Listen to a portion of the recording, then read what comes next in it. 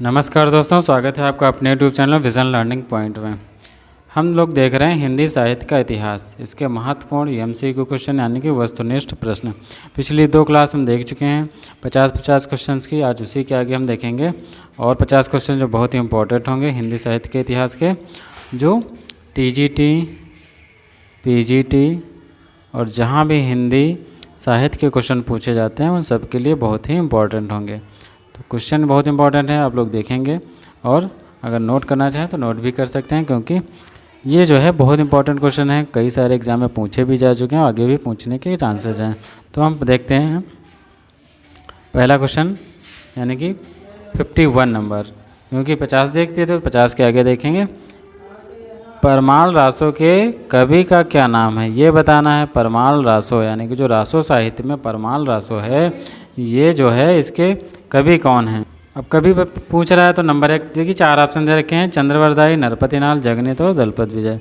तो इसके तो आंसर हो जाएंगे परमाल रासो के जगनिक, यानी कि जगनिक रचयिता हो जाएंगे। अब चंद्रवरदाई पूछ रहा है तो चंद्रवरदाई अगर पूछ ले कि इसके कौन रचयिता हैं, ठीक, तो ये बताना पड़ेगा। नरपतिनाल का कौन सा ग्रंथ है, दलपति विजय का कौन सा ग्रंथ है, तो इन सब के बारे में हम लोग पढ़ेंगे। पहले हम क्वेश्चन देख लेते हैं, इसके आगे जो है एमसीक्यू क्वेश्चन हो जाएंगे। तो टॉपिक वाइज आप लोगों को वीडियो बताएंगे, यानी कि आदिकाल से शुरू करेंगे। आदिकाल, भक्तिकाल, रीतिकाल, जितने भी रचनाएं हैं, रचनाकार हैं, जितने भी उपन्यास हैं, कहानियाँ हैं, जितनी भी विधाएं हैं, हिंदी की 16 विधाएं, सबके बारे में हम लोग पढ़ेंगे। पहले हम एमसीक्यूज क्वेश्चन करा रहे हैं जो बहुत इंपॉर्टेंट है, क्योंकि एग्ज़ाम कुछ होने वाले हैं, जैसे बीपीएससी का होगा तो उसमें जो हिंदी के क्वेश्चन पूछे जाएंगे उनकी दृष्टि से हम देख रहे हैं एमसीक्यूज क्वेश्चन पहले, ठीक है। तो अब देख लेते हैं क्वेश्चन नंबर 42। तो क्वेश्चन नंबर 42 क्या है, हिंदी साहित्य के आदिकाल को सिद्ध सामंत काल किसने कहा है। अब देखिए सिद्ध सामंत काल किसने कहा है, तो इसका आंसर क्या हो जाएगा, राहुल सांकृत्यायन। राहुल सांकृत्यायन ने जो है आदिकाल को सिद्ध सामंत काल कहा है। अगर पूछ ले रामचंद्र शुक्ल ने क्या कहा है, तो आदिकाल को इन्होंने वीर गाथा काल कहा है, क्योंकि वीर गाथा काल इसलिए इन्होंने कहा है क्योंकि उसमें वीर रस प्रधान रचनाएँ रची जाती थी, इसलिए रामचंद्र शुक्ल ने वीर गाथा काल कहा है। राम कौर वर्मा ने भी नामकरण किया, डॉक्टर नगेंद्र ने भी नामकरण किया। इन सबके बारे में जो हम पढ़ेंगे टॉपिक वाइज। अगला क्वेश्चन है, आचार्य रामचंद्र शुक्ल ने हिंदी का प्रथम महाकाव्य किसे माना है। देखिए रामचंद्र शुक्ल के अनुसार पूछ रहा है, तो पृथ्वीराज रासो। पृथ्वीराज रासो को प्रथम महाकाव्य माना है किसने, आचार्य रामचंद्र शुक्ल ने। पृथ्वीराज रासो में जो पृथ्वीराज चौहान है उनके बारे में बताया गया है, पृथ्वीराज रासो। फिर याद रखेंगे हिंदी साहित्य का दूसरा इतिहास। अब देखिए अगला क्वेश्चन है, हिंदी साहित्य का दूसरा इतिहास किसने लिखा। अब देखिए दूसरा साहित्य, आधुनिक इतिहास मतलब पूछ लेता है दूसरा साहित्य किसने लिखा या आधा इतिहास किसने लिखा। इस टाइप के 15-16 क्वेश्चन बनते हैं, जो 15-16 रचनाएँ हैं वो सब आप लोगों को हम बताएंगे। पहले इनके बारे में पढ़ लेते हैं। दूसरा इतिहास किसने लिखा, डॉक्टर बच्चन सिंह ने लिखा। बच्चन सिंह, अब इसको याद कैसे रखेंगे, देखिए बच्चन सिंह यहाँ से याद रखेंगे, जैसे बच गए, अगर आप बच गए तो आपका दूसरा जीवन जैसे स्टार्ट होता है, तो इसी तरह से दूसरा इतिहास किसने लिखा, डॉक्टर बच्चन सिंह ने लिखा। तो ये चीज़ आप लोग याद रखें। जैसे गणपत चंद्र गुप्त भी इसमें दे रखा है, तो इन्होंने कौन सा लिखा था, तो इन्होंने लिखा था हिंदी साहित्य का दर्शन, मतलब जो है वैज्ञानिक इतिहास। हिंदी साहित्य का वैज्ञानिक इतिहास किसने लिखा, तो गणपत चंद्र गुप्त ने लिखा। तो मतलब जितने भी राइटर हैं या जितने भी इतिहास लिखे गए हैं वो सब हम लोग देखेंगे, ठीक। अब यहाँ पे हम देख लेते हैं अगला क्वेश्चन, बीजक के रचयिता का नाम पूछ रहा है। बीजक के रचयिता कौन है, तो बीजक के रचयिता बताना है आपको। जैसे 4 ऑप्शन सूरदास, कबीरदास, जायसी और दयाल दे रखा है, तो बीजक के रचयिता कौन हो जाएंगे, कबीरदास हो जाएंगे। कबीर की वाणियों का संग्रह किस में है, बीजक में है। तो रचयिता क्या, इन्होंने तो रचनाएं की नहीं, तो रचयिता अगर पूछ रहा है जैसे रचना इनका संकलन किसने किया, तो संकलन तो धर्मदास इनके मतलब शिष्य ने किया था, लेकिन अगर रचयिता पूछेगा तो कबीरदास ही बताना पड़ेगा, क्योंकि कबीरदास की रचनाएँ इसमें रचित हैं।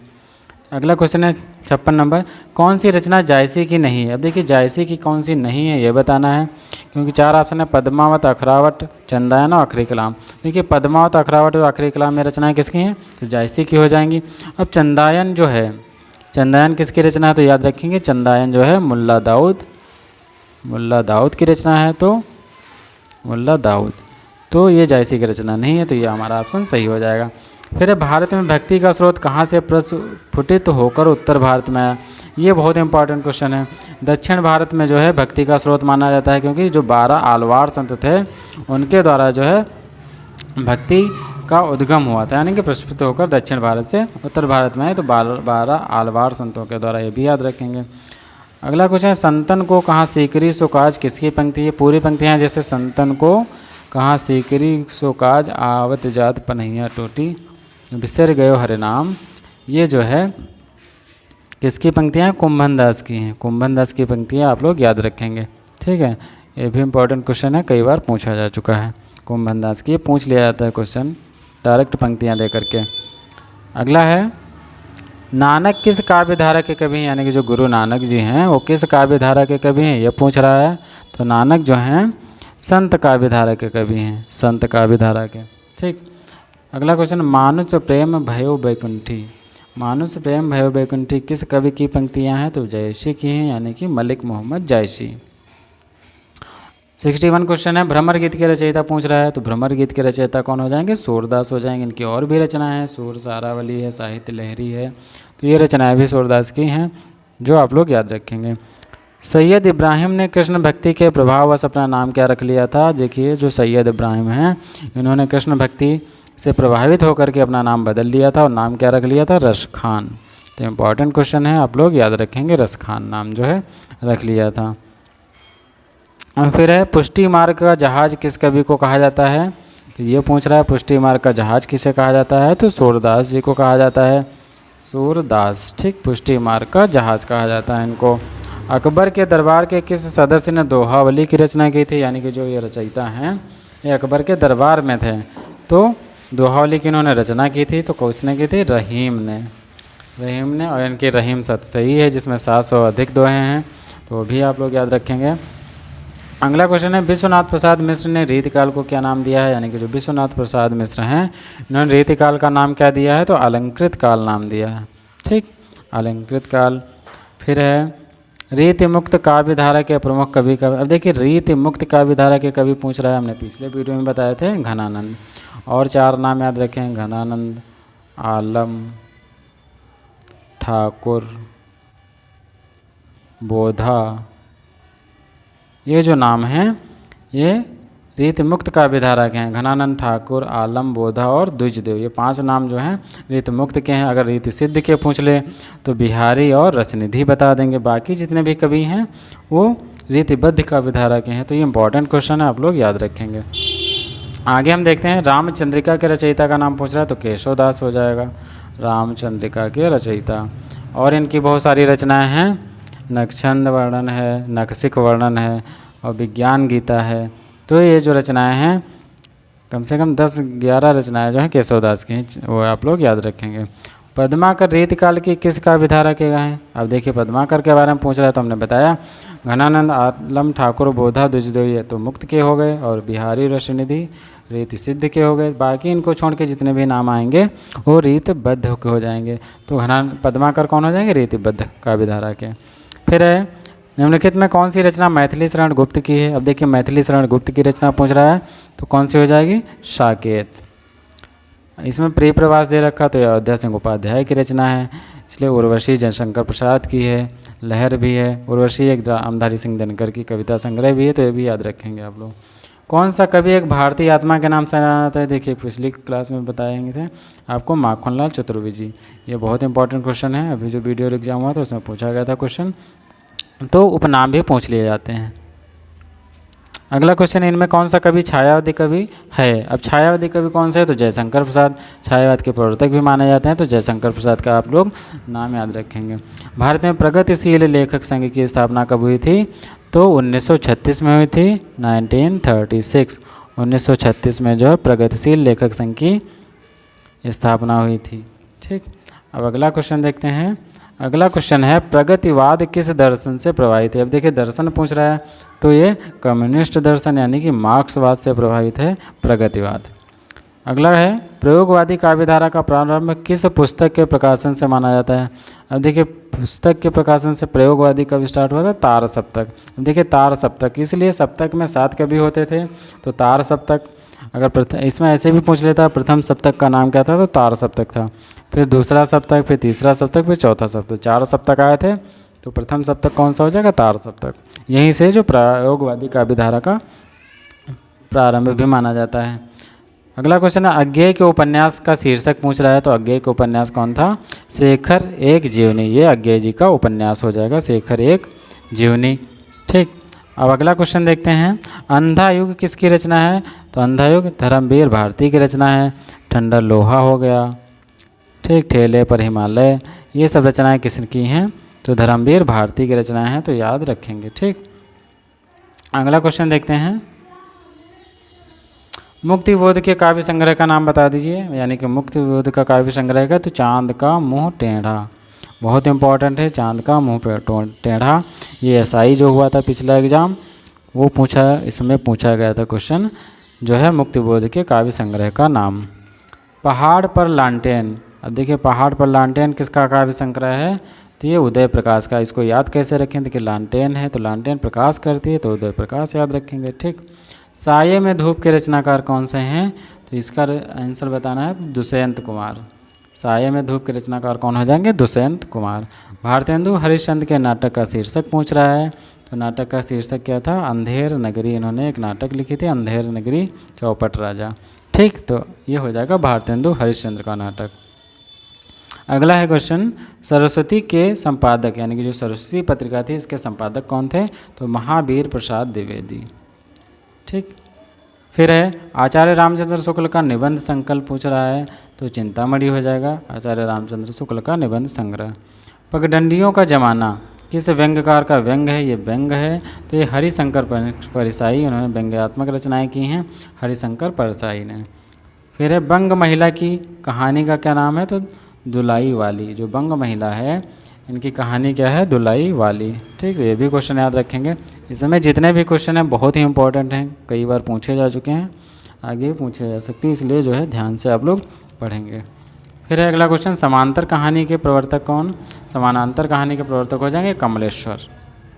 ठीक, इनमें से कौन सा नाटक प्रसाद जी का नहीं, यानी कि जयशंकर प्रसाद का नहीं है? प्रसाद जी जहाँ भी लिखा होगा आप समझेंगे जयशंकर प्रसाद से। ठीक, स्कंदगुप्त, चंद्रगुप्त और ध्रुव स्वामिनी, ये तीनों नाटक किसके हैं?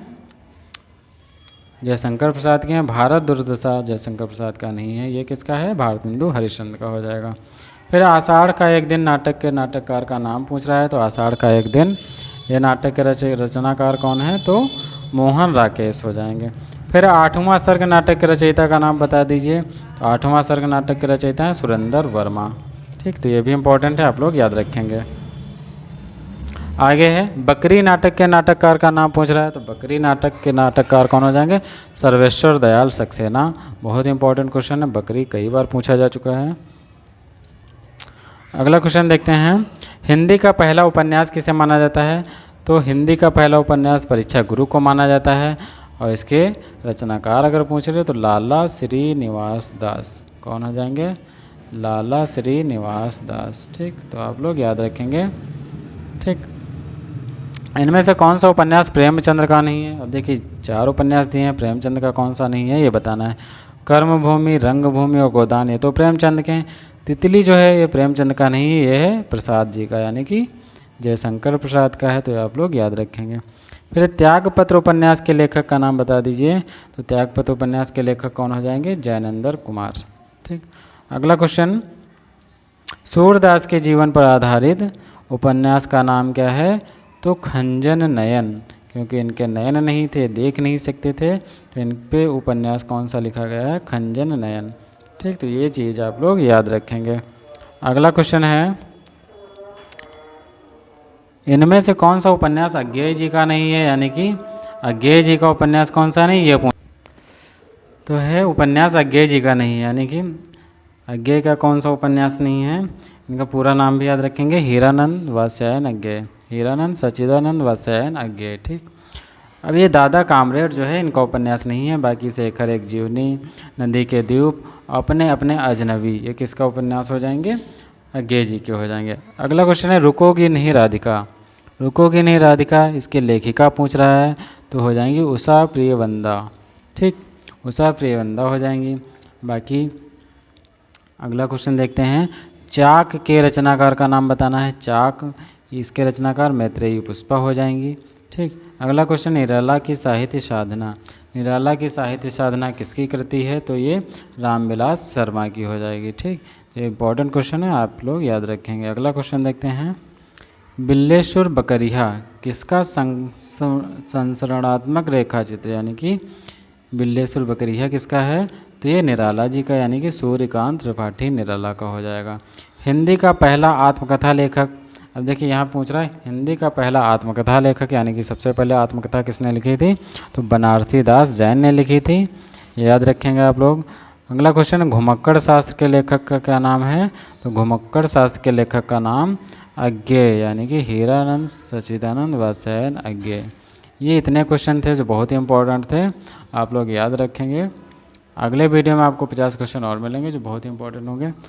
तब तक के लिए धन्यवाद। वीडियो कैसा लगा ज़रूर बताएंगे, अच्छा लगा हो तो लाइक ज़रूर कर दें और शेयर भी कर दें ताकि और लोग भी देख सकें।